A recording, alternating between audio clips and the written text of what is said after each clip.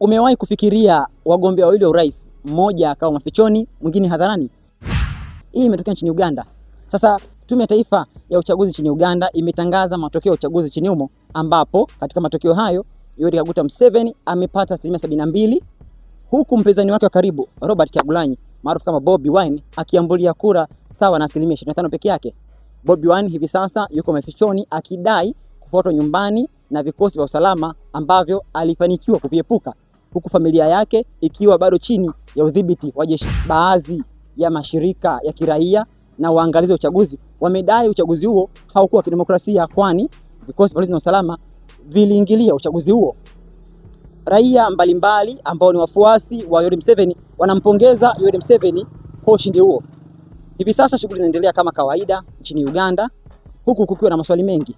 Je, uchaguzi huu na ushindi wa Museveni una maana gani?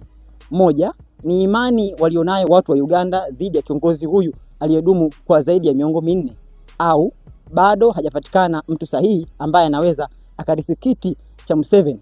Ikumbuke kwamba mwaka 1986 wakati akichukua madaraka nchini Uganda, Rais Museveni alidai kwamba moja changamoto kubwa ya bara la Afrika ni viongozi kukaa muda mrefu madarakani. Sasa mtazamaji, hebu tuambie hapo kwenye comment, nini maoni yako baada ya uchaguzi wa Uganda kukamilika?